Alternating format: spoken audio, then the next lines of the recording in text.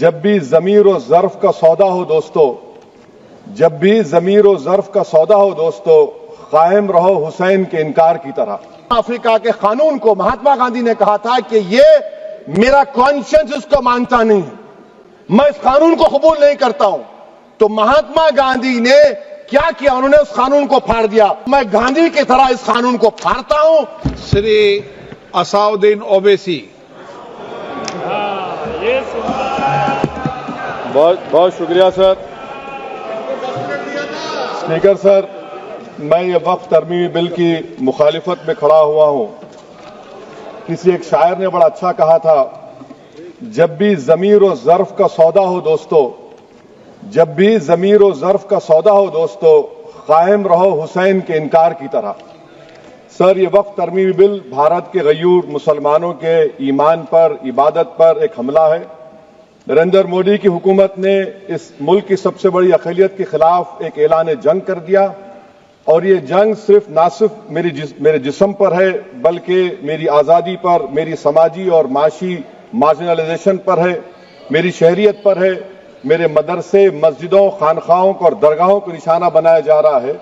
और ये हुकूमत सच्चाई को नहीं बयान कर रही है कि ये तरमीमी बिल से मुसलमानों का तहफ़्फ़ुज़, तरक्की और गुर्बत का खात्मा होगा। ये सरासर झूठ है। सर, अगर आप आइन के आर्टिकल 14 को देखेंगे तो उसमें लिखा हुआ है इक्वल प्रोटेक्शन। अब आप देख लीजिए सर के हिंदू, सिख और जैन को और बौद्ध को उनके एंडोमेंट में तहफ़्फ़ुज़ मिलेगा, क्योंकि उनका एंडोमेंट बाय यूजर बरकरार है और उनका एडमिनिस्ट्रेशन उनके हाथ में होगा। ये गैर हिंदू या गैर उनके मजहब का आदमी दान भी दे सकता है उनके लिए, और एंडोमेंट बोर्ड का तहफ़्फ़ुज़ भी मिलेगा, क्योंकि उसके ऊपर ओवरराइडिंग क्लॉज अप्लाई नहीं होगा, लिमिटेशन का कानून उस पर अप्लाई नहीं होगा।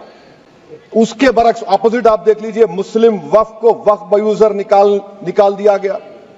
एक मुस्लिम वक्फ की जायदाद पर कब्जा होगा, लिमिटेशन लगेगा, तो जो एनक्रोचर है, जो काबिज है, वो रातों रात मालिक बन जाएगा और एक गैर मुस्लिम वक्फ बोर्ड को एडमिनिस्टर करेगा। ये आर्टिकल 14 के इक्वल प्रोटेक्शन का वायलेशन। अब आर्टिकल 14 में सर इक्वालिटी बिफोर लॉ भी है, और उसका कैसा वायलेशन हो रहा है कि कोई आर्बिट्ररी स्टेप नहीं ले सकता, और कोई भी ऑफिशियल किसी भी तरीके से गलत आर्बिट्ररी फैसला नहीं लेगा। यहां पर आप एक डेजिग्नेटेड ऑफिसर को रखकर वो फैसला लेगा कि ये जायदाद वक्फ की है, गवर्नमेंट की है। क्या ये प्रिंसिपल्स ऑफ नेचुरलिटी के खिलाफ नहीं है, जिसका तकर्रुर एग्जीक्यूटिव करती है? ये हमारे theory of separation of powers, Bharat के आइन का बेसिक स्ट्रक्चर का हिस्सा है। क्या इसका वायलेशन नहीं है? सर, आर्टिकल 25 का वायलेशन कैसे है कि आप मुसलमानों से वक्फ बाय यूजर छीन रहे हैं और फिर आप कर्ब कर रहे हैं वक्फ वाल औलाद को, मगर वहीं पर दूसरे धर्म के मानने वालों को उनके मजहब पर चलने की पूरी इजाजत है। लफ्ज जो आर्टिकल 25 में इस्तेमाल हुआ सर, वो इक्वली एंटाइटल्ड, यहां पर मुसलमानों के इक्वल एंटाइटल्ड नहीं हो रहा। अभी हम गृह मंत्री का, वजीर दाखिला का यहां पर उनका हमने तकरीर सुनी, यहां पर वो ये कहते हैं, वजीर दाखिला, शायद वो कटमुल्ला की जबान ना कह दें, वजीर दाखिला कहने पर वजीर दाखिला ने अपने बयान में कहा कि बोर्ड और काउंसिल जो होगा वो माने वक्फ इस्लाम से अलग है। सर, अगर ये बात सच है आपकी, तो फिर आपको एक कानून बनाने की जरूरत ही नहीं है, आप एक नॉन स्टैट्यूटरी बॉडी बना दीजिए। ये जो कानून बन रहा है ना सर, ये आर्टिकल 26 इसका सोर्स है, और आर्टिकल 26 जब इसका सोर्स है तो आर्टिकल 26 का ABCD क्या कहता है कि रिलीजियस डिनोमिनेशन को अपने मजहब के अफेयर्स खुद चलाना, मूवेबल इमूवेबल प्रॉपर्टी को लेना और एडमिनिस्टर करना। जब हिंदू धर्म को, बौद्ध धर्म को, सिखों को यह राइट दिया गया है, तो आप कैसे मुसलमानों से छीन रहे हैं? तो यह आर्टिकल 26 का ग्रेव वायलेशन है। तो सर, अब वक्फ बाय यूजर का मामला देखिए, मिनिस्टर साहब ने कहा कि एंक्रोचमेंट हो रहा है, 17,000 एंक्रोचमेंट हुए हैं। तो यही नरेंद्र मोदी की हुकूमत ने 2014 में उस वक्त के मंत्री ने एक Waqf properties eviction of unauthorised occupants bill को इंट्रोड्यूस किया। आपने विड्रॉ कर लिया 2024 में उसको। क्यों विड्रॉ किया सर आपने? जब आप मान रहे थे कि एंक्रोचमेंट हो रहा है तो आपने बिल को विड्रॉ कर लिया। अच्छा सर, अब वक्फ बाय यूजर को आपने निकाल दिया, माने कंडीशन क्या लगाए कि अगर उसमें डिस्प्यूट होगा और गवर्नमेंट प्रॉपर्टी होगी। सर डिस्प्यूट तो है, मिसाल के तौर पर मोहिबुल्लाह साहब जिस मस्जिद के इमाम है, पार्लियामेंट के सामने मस्जिद है सर, 123 प्रॉपर्टीज में मस्जिद है, डिस्प्यूट चल रहा है। कल कलेक्टर या डिस्ट्रिक्ट ऑफिसर बोलेगा कि भाई साहब ये गवर्नमेंट प्रॉपर्टी है, स्टिकर लगा दिया जाएगा, मस्जिद बंद, गवर्नमेंट प्रॉपर्टी हो गई, होगी ना सर। अब ये बताइए, आप जब से यहां पर पूरे बीजेपी रूलिंग पार्टी हमको ज्ञान दे रहे हैं कुछ नहीं होगा, कुछ नहीं होगा, मैं दलील के साथ बता रहा हूं आपको। ये मस्जिद दिल्ली गवर्नमेंट बोलती हमारी है, वक्फ दिल्ली वक्फ बोलता हमारी है, तो सर वक्फ बाय यूजर, अगर मैं अपनी गवर्नमेंट के खिलाफ वक्फ बोर्ड वक्फ बाय यूजर इस्तेमाल नहीं करेगा तो क्या है सर। अच्छा, ये अमेंडमेंट जब हो जाएगा तो मुझे कहने दीजिए सर, सिर्फ प्राचीन मंदिरों की हिफाजत होगी, मस्जिदों की नहीं होगी। अब सर आप आ जाइए, अगर डिस्प्यूट मेरा एंशिएंट मॉन्यूमेंट से वक्फ का, एक मिसाल दे रहा हूं, दिल्ली में 172 वक्फ प्रॉपर्टीज एएसआई कंट्रोल में है, मैं तो हार ही गया वो, क्योंकि मेरे पास डॉक्यूमेंट नहीं है। आप कह रहे हैं कि डॉक्यूमेंट चढ़ाओ, अगर मेरा गवर्नमेंट से डिस्प्यूट चल रहा है मैं तो क्लेम ही नहीं कर सकता, क्योंकि आप जज बनेंगे, आप ही फैसला करेंगे, और जब तक आप फैसला नहीं करते वो वक्फ की प्रॉपर्टी नहीं होगी, वो प्रोविजन डाल दिया आपने। अच्छा, अगर मेरा डिस्प्यूट एनक्रोचर से होगा सर, तो एनक्रोचर में तो आपने तो 107 को डिलीट कर दिया, आप रातों रात खाबिज को, एनक्रोचर को मालिक बना रहे हैं। सर मैं ये पूछना चाहता हूं आपके जरिए हुकूमत से, एक मुंबई में एक बहुत बड़े दौलतमंद है, खोजा बरादरी का यतीम खाना था, उन्होंने 2004 या 5 में 22 करोड़ में खरीद लिया। वो केस सुप्रीम कोर्ट में, क्या आप उनको मालिक बनाना चाहती है लिमिटेशन एक्ट अप्लाई करके? हमको बताइए, हम जानना चाह रहे हैं। और सच्चर कमेटी ने सर 2007 में कहा कि दिल्ली के 123 प्रॉपर्टीज की मार्केट वैल्यू 6000 करोड़ की। आज हम 2025 में आ गए, क्यों आप उन प्रॉपर्टीज के खिलाफ पड़े हुए? 1976 में उस वक्त के वजीर आजम इंदिरा गांधी लेटर लिखा, इसको आप दे दीजिए, मगर आप उसको मानने को तैयार नहीं है। तो सर और एक जो झूठ फैलाया जा रहा है, management, empowerment, efficient development. Sir this bill takes any management from the hands of Muslims, disempowers the waqf in comparison to any other stakeholder, takes away the efficiency of administration and hampers development. Waqf disempowerment in the name of efficiency, inefficiency is being created. The progress of development from pre-independence till today is sought to be destroyed. Sir अभी हमारे home minister साहब ने फजल पुकाया case का जिक्र किया। Sir मैं आपसे गुजारिश करूंगा कि होम मिनिस्टर जरा अच्छे लोगों को रखकर इंफॉर्मेशन ले, फजल पुकाया का ऑबिटर क्या है? इट इज ऑबिटर, वो रेशो डेसेंडेंटाई नहीं है जो आपने कहा है। अच्छा सर, शेड्यूल ट्राइब के बारे में कहा, क्या शेड्यूल ट्राइब में मुसलमान नहीं होते? शेड्यूल कास्ट में नहीं होता मुसलमान, शेड्यूल ट्राइब में मुसलमान होता तो क्या आर्टिकल 25 मेरा चला गया, आर्टिकल 26 चला गया, आर्टिकल 14 चला गया, 15 चला गया, 29 चला गया? लक्षद्वीप का एक मुसलमान एमपी है, क्या उसको राइट नहीं है क्योंकि ट्राइबल है? क्या कह रहे हैं आप? इस ऐवान को क्यों गुमराह कर रहे हैं आप शेड्यूल ट्राइब के नाम पर? सर और एक चीज जो आपको बता रहा हूं सर, अब आप जब आर्टिकल 26 से मेरा सोर्स है, तो आप सेंट्रल वक्फ काउंसिल में 22 में से 10-11 आप नॉन मुस्लिम को बना सकते हैं, रिलीजन न्यूट्रल आपने कह दिया, और आप बनाएंगे, क्यों बनाएंगे आप? स्टेट वक्फ बोर्ड में 7 नॉन मुस्लिम होंगे और 4 मुसलमान, क्यों होंगे? क्योंकि आप लॉ में 95 में डायरेक्ट मैनेजमेंट में ले सकते 5 साल के लिए। आप वक्फ बाय यूजर को आप कलेक्टर डिस्ट्रिक्ट ऑफिसर बोलेगा ये वक्फ की प्रॉपर्टी नहीं है, तो वो वक्फ बोर्ड खामोश बैठ जाएगा, कुछ एक्शन ही नहीं लेगा, क्योंकि वो आपके प्यादे हैं। अच्छा, जब आप नॉमिनेट करेंगे सर मैं मोदी गवर्नमेंट के खिलाफ नो कॉन्फिडेंस ला सकता हूं, मगर वक्फ बोर्ड का चेयरमैन जो नॉमिनेट होगा उसके खिलाफ नो कॉन्फिडेंस नहीं ला सकते, हम बिल्कुल नहीं ला सकते। क्या मजाक है बताइए आप? ये डेमोक्रेसी है। नॉमिनेट भी स्टेट गवर्नमेंट करेगी, वो अगर डिक्टेटर बन जाएगा जैसा आज भारत में हो रहा है तो वो भी नहीं हटेगा। कम से कम यहां पर तो इलेक्शन है, वहां पर तो आप 5 साल झेलते रहो उसको। अच्छा सर, अब ये जो क्लॉज 11 और क्लॉज 9 आप 16AA से देखिए, where the qualification of the members of the board has been limited only to 3 categories. contained in 14(1)(c). Intention is very clear that the majority is to be packed with non-Muslims. So who will defend my interests, sir? If I cannot depend on the State Waqf Board, Central Waqf Council, which are going to comprise non-Muslims, this in itself is a clear violation of Article 26, 14 and 15, sir. अच्छा sir, CO पहले 95 act में था कि word मुस्लिम, आपने गायब कर दिया उसको। अरे आखिर क्यों इतनी नफरत है आपके लफ्ज मुसलमान से? अच्छा फिर क्या कह रहे हैं आप कि ये भी आर्टिकल 26 का वायलेशन है। सब जितने हिंदू धर्म के प्रॉपर्टीज है, सिख धर्म के है, बौद्ध के है और आपके जैन के, वहां पर उन्हीं के मजहब का ऑफिसर होगा। और कहां पर नहीं होगा? वक्फ बोर्ड में। Waqf board is a pure religious institution, इसको समझने की जरूरत है। तो आप ये कर दे रहे हैं सर। अच्छा सर, आप देखिए, अब आप आ जाइए ये ट्राइब्यूनल पर।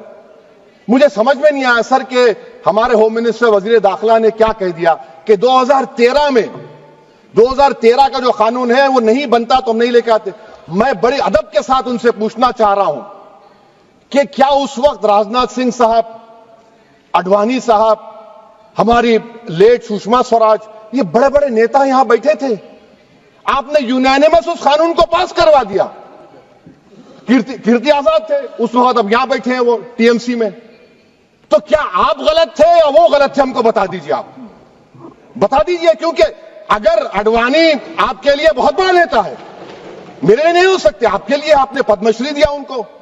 मोहतरमा सुषमा स्वराज की जबरदस्त तकारीर का मैं कायल हूं, वो बैठकर उस 2013 को यूनानिमस पास कर दिए। मुझे कंफ्यूजन है कि क्या अमित शाह, नरेंद्र मोदी बड़े हैं या अडवाणी बड़े हैं? आपके लिए आप तय कर लीजिए। अच्छा सर, आपके tribunal sir, railway Clements tribunal, NGT tribunal, income tax, वैसे 14-15 ट्राइब्यूनल है, हिंदू एंडोमेंट का ट्राइब्यूनल, सबका अपील नहीं होती, रिव्यू होता है। गृह मंत्री सरकार कह रही है कि नहीं, रोक दिए, रोक लगा। कैसे रोक लगाते हैं? रिव्यू और अपील में तो फर्क होता है ना सर। आप ही कह रहे हैं कि पूरे कोर्ट्स में बैकलॉग है और आप अपील कर रहे हैं। अच्छा सर, रिटायर्ड डिस्ट्रिक्ट जज 95 में सिटिंग डिस्ट्रिक्ट जज था, जो एडमिनिस्ट्रेटिव कंट्रोल था सीजीआई साहब, उसको निकाल दिए। अच्छा सर, अब आप अभी हमारे मंत्री साहब ने कहा trust, sir Shri Sai Baba trust 2004, वो ये कहता है जो ऑफिसर उसमें काम करता है उसको साई बाबा का डिवोटी होने चाहिए और उसको डिक्लेरेशन लिख के देना पड़ेगा। यहां पर हो रहा तो यहां पर क्यों नहीं हो रहा? अच्छा सर, आप फिर देख लीजिए, ये आपका हो गया सर। हां, अब अमित शाह साहब ने सेक्शन 2A के बारे में कहा और उन्होंने इस बात का इकरार कर लिया कि दाऊदी बोहरा के लिए यह बनाया गया है। मगर मैं आपके जरिए से गवर्नमेंट से पूछना चाह रहा हूं, आपने तो उस प्रोवाइजो में दाऊदी बोहरा का नाम ही नहीं लिखा, आपने उनको भी थैंक यू कर दिया, उनका नाम क्यों नहीं लिखा आपने? और सर, और गवर्नमेंट क्या कर रही है? आप मुस्लिम समाज में जो बेकार किस्म के लोग हैं उनको एक रास्ता बना रहे हैं, एग्जिट दिखा रहे हैं कि तुम्हें वक्त से बचना है तो तुम्हें ट्रस्ट बना लो। ये क्या कर रहे हैं सर आप? कम से कम उन दाऊदी बोहरा को आप दे देते। अच्छा sir, clause 3V section 36 clause 18 देख लीजिए। Oral Waqf, oral appointment has sought to be discontinued even though it is recognized practice in Islam. Muslim personal law is recognized oral waqf and 1937 Shariat Application Act. Sir, आप clause 3(9) पर आ जाइए। 5 साल के लिए मुसलमान। मैं किरण रिजिजू से पूछना चाहता हूं, सर दाढ़ी रखे तो मुसलमान प्रैक्टिसिंग है या क्लीन शेव आपकी तरह है? तो बताइए हमको, प्रैक्टिसिंग क्या होगा? अच्छा, किसी को पकड़ के मॉब लिंच कर दिया और बोले कि JSR का नारा लगाया, और वो JSR का नारा लगाया तो क्या मुसलमान रहेगा? नहीं रहेगा। या फिर देश के प्रधानमंत्री ने कहा था कपड़े देखकर पहचानो, तो क्या कपड़े देखकर आप कह देंगे? अच्छा, अगर कोई क्रिश्चियन हिंदू धर्म कबूल करता है तो क्या वो मंदिर को दे सकता प्रॉपर्टी? फिर भारत के संविधान में आर्टिकल 300 क्यों है सर? राइट टू इक्वालिटी क्यों है? फ्रीडम ऑफ रिलीजन क्यों है? 5 साल कहां से लाएंगे? अच्छा सर, और एक चीज मैं आपको बोल के खत्म कर दूंगा सर। इस बिल में वक्फ औलाद का सर, इसमें आप देखिए clause 4(3)(2), the creation of waqf al-awlad shall not result in denial of inherent rights to heirs, including women heirs or the waqif or any other right of person. Sir, ये article 25 का violation है, शरीयत application act 37 का violation, article 300A का violation है। अच्छा, हिंदू धर्म में सेल्फ एक्वायर्ड प्रॉपर्टी को एक हिंदू, अब उसके फर्ज के 2 बच्चे हैं, वो एक को अपनी पूरी दौलत दे सकता है, कोई रोक टोक नहीं है। वो कहेगा नहीं मैं घर के बच्चों को नहीं दूंगा, मोहल्ले के गरीब को दे दूंगा, वो भी कोई रोक टोक नहीं है। वहां पर आपको बच्चों की फिक्र नहीं है। जब मैं अपनी प्रॉपर्टी को अल्लाह को मालिक बनाकर दे रहा हूं, आप कह रहे बच्चियों की फिक्र नहीं है। इतनी मोहब्बत आप बिल्किस बानो से दिखा देते तो आपके लिए दुआएं देती आपके लिए। तो सर आप दूसरी बात आप देख लीजिए सर, आखिरी बात कहकर मैं अपनी बात को मुकम्मल कर रहा हूं सर। नहीं खैर मैं मुकम्मल कर रहा हूं, स्पीकर साहब बहुत टाइम दे दिए। सर आप देखिए, इसमें अमित शाह साहब बोले कि इतनी प्रॉपर्टीज का कब्जा हुआ, चोरी हुई, ये हुआ। सर क्लास 2652A सेक्शन, अगर कोई प्रॉपर्टी बेचता है 2 साल की सजा थी, आपने क्या कर दिया, उसको 6 महीने कर दिया। नॉन अवेलेबल था, आपने अवेलेबल कर दिया। सेक्शन 40 की बात करते हैं। सेक्शन 40 में सर हमको जो ज्वाइंट वर्किंग कमेटी के जो नोट्स दिए, उसमें मिनिस्ट्री ऑफ माइनॉरिटी अफेयर्स ने कहा कि 30 साल में 515 केसेस सेक्शन 40 के, और सिर्फ 8 लोग कोर्ट को गए। वक्फ यूजर का कानून तेलंगाना आंध्रा में है, सेक्शन 40 का कानून तमिलनाडु 63 है, आंध्र प्रदेश में 43 है। और सर आप डायरेक्शन दे रहे हैं, अच्छा क्लॉज 4218B देखिए सर, आप रूल बना रहे हैं, कोऑपरेटिव फेडरेशन के खिलाफ है, इतना रूल बना रहे हैं। और आखिर में सर मैं आपको बताना चाह रहा हूं स्पीकर साहब, ये बिल का मकसद सिर्फ मुसलमानों को जलील और रुस्वा करना है, मुसलमानों को दूसरे दर्जे का शहरी बनाने का इनका मकसद है।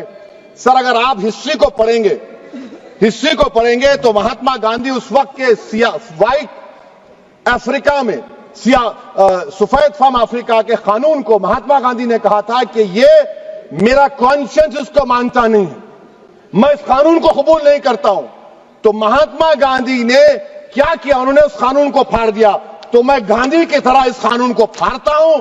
ये अनकॉन्स्टिट्यूशनल है सर। इस देश में झगड़े पैदा करने का काम बीजेपी करना चाहती है मस्जिद और मंदिर के नाम पर, इसीलिए मैं इसका कंडेम करता हूं। और मैं आपसे गुजारिश करता हूं कि मैंने अपने 10 अमेंडमेंट दी है, आप इसको कबूल करिए सर, मुझे बोलने का मौका दीजिए और उस पर डिवीजन का मैं डिमांड भी करूंगा। Thank you sir.